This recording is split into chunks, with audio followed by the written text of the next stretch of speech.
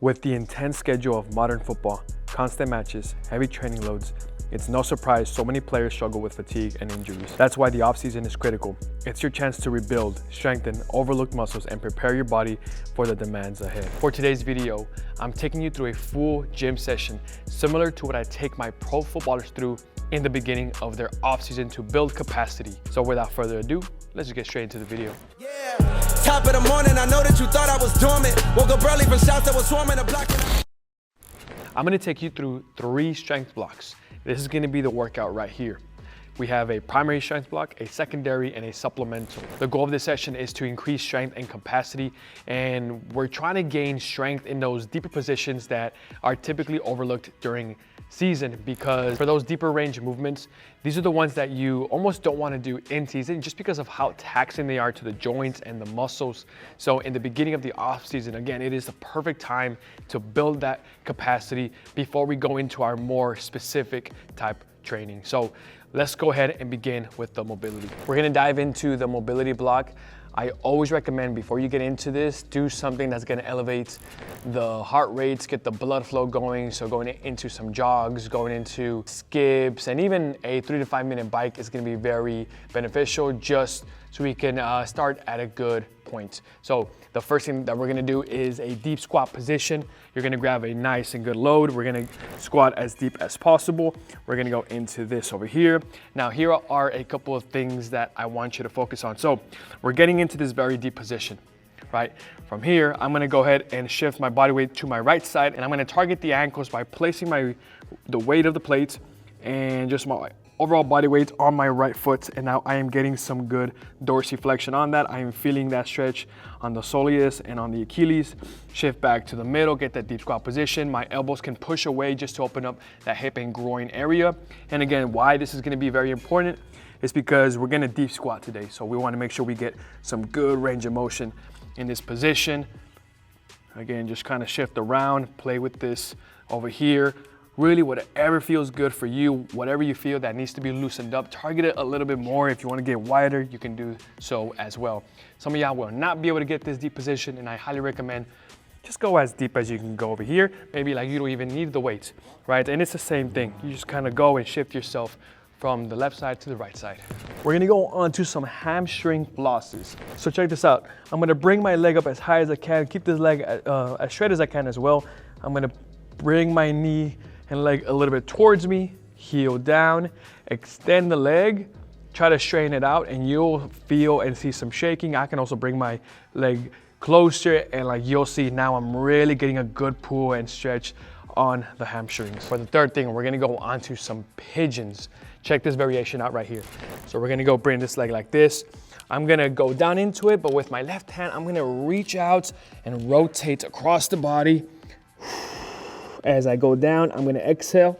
I'm gonna come back up, take a deep breath in, and exhale that. And we really wanna push to get a stretch on this part over here. We can even rotate that hip just a little bit as we go out. So not just the upper body, but also that lower body. Almost like we're trying to pull that socket away from the body. Oops. Go all the way through, reach out, and then just coming back up. So before going on to your strength, if you have any power movements, whether it's medicine ball throws, weighted jumps, plyometrics, Olympic lifts, whatever it is, that's gonna be the first thing that you do before you go into your strength block. But for today's video, we're not gonna do any power exercises. If you wanna see more power exercises or like how to kind of create a program like that, you can check out my other videos that I previously uploaded, and you can see examples there on how I program that. So let's begin with the first movement. It's gonna be 1 of 3, 1 lower body, 1 upper body, and 1 core exercise, beginning with the deep back squats.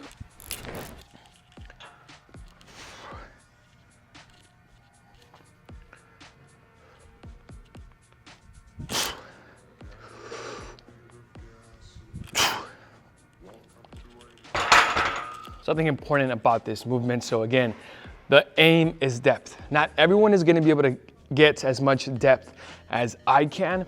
And this is where wedges will be very, very useful. Some of you guys may not have this good ankle mobility, and this is where the wedges are gonna come into play.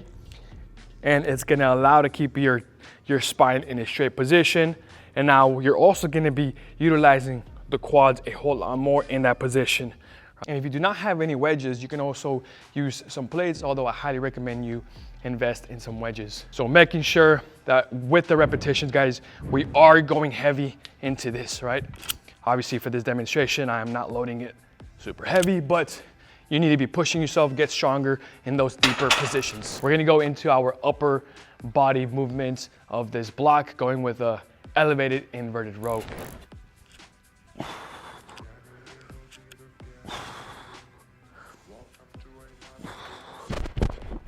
This variation that I am doing right here is gonna be more advanced because of the elevation. So if this is too tough for you, you can always regress by just removing and not elevating those legs and just doing it conventional. Also, the height of the bar is also gonna determine how difficult this makes it. A super important thing. You wanna make sure that you get a full extension of the arms, and then whenever we go up, good flexion, chest almost touches the bar. Again, all the way down, and then all the way up, and controlling always on the way down. For the third exercise, we're gonna be going on to stirring the pot. A very efficient core exercise and more on the advanced side. So if this is too tough for you, you can always just go on to a simple body side going forward and back. But today, we're gonna draw a circle going clockwise. We're gonna bring it right back, going counterclockwise.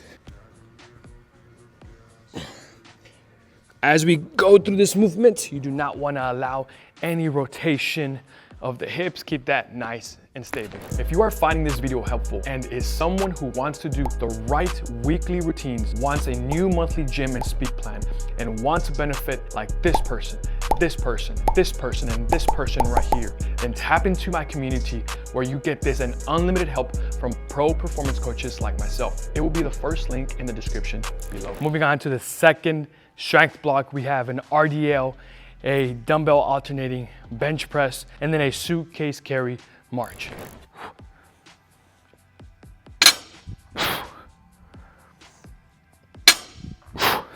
By going two legs, we are really gonna be able to load up and stress out the hamstrings in the best way possible. This is gonna be more of a hip dominant hamstring exercise.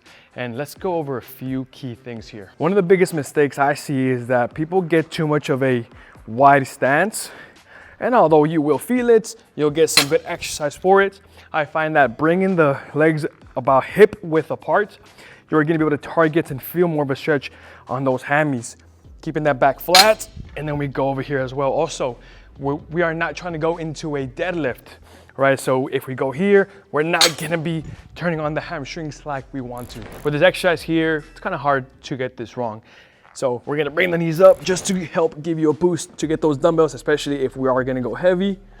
And we're gonna drop one dumbbell while we keep the other one in the air. So check it out. As I bring this dumbbell here, the head of the dumbbell is gonna be close to the midline of my chest. And then I bring it back over here. As we are going down, you definitely do not want to let this dumbbell drop over here to the side. That's gonna put your shoulder at a very bad position as well. Also notice how I have it diagonal and not over here and not like this. Although this is gonna be the most shoulder friendly position, I like to find a happy medium right over here.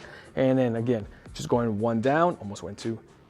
Boom, midline of the chest, tap, boom. For this movement, the suitcase march, find the heaviest possible dumbbell you can find while being able to create good posture and hold it for the prescribed time. When you are walking, this dumbbell should never touch you. And as I bring my knee up, I'm gonna hold this position for about half a second, just over here. Hold this position for about half a second as we go straight forward. This position right here, well, we're gonna be working so many things, keeping the hips stable, keeping those knees stable, keeping the ankle stable as well, and obviously working that core.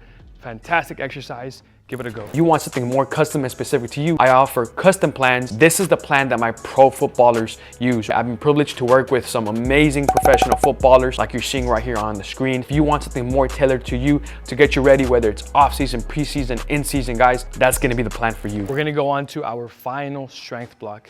And for this one, I wanted to find an exercise that was gonna target the groin, but then something that was gonna be single leg as well. And this is why I came up with using the band and the slider for a good lateral lunge to really target that groin area while gaining single leg strength.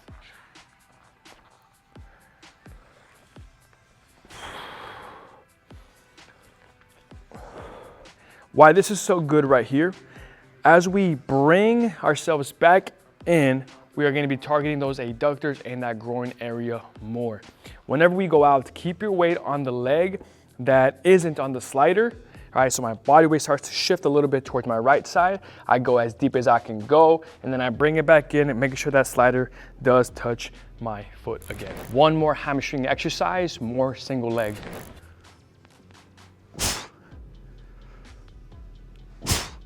For this one right here, be careful, because if you are not used to doing this type of movements, especially as you bring it in, you will more than likely cramp up. And maybe you need to regress.